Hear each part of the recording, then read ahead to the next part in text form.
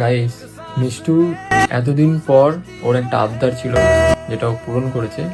এমনিতেও কোনো বায়না করে না, ওর কোনো কিছু বায়না নেই, বুঝলে। আজকে 3 বছর আমাদের হতে চললো, 3 বছরে ও কোনো কিছু আমার কাছ থেকে বায়না করেনি যে এটা লাগবে, ওটা লাগবে, সেটা লাগবে।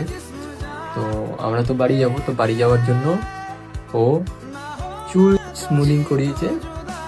তো 2 দিন ওকে চুলের মধ্যে জল লাগানো যাবে না, কিছু করা যাবে না, জাস্ট পাসিনা হলেও বেশি হাওয়া লাগানো যাবে না, এমনি খুলেই রাখতে হবে। চুল একটু কানের পাশে নেওয়া যাবে না, চুল খুলে রাখতে হবে। তো আমাদের ভাড়া বাড়িতে হচ্ছে টিনের চাল, তো সেই জন্য গরম খুব করছিল বলে সেই 2 দিনে ও চাইছিল, প্রে করছিল যাতে বৃষ্টি পড়ে, কিন্তু বৃষ্টি পড়ে না।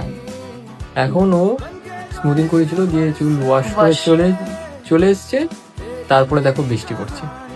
তাহলেই দেখো ওর এটা ব্যাড লাক না তো যাই কি হোক বলো। না কেন, আমি আমার চুলটা পারফেক্টলি ওদের কাছে আমি নিয়ে গেছি।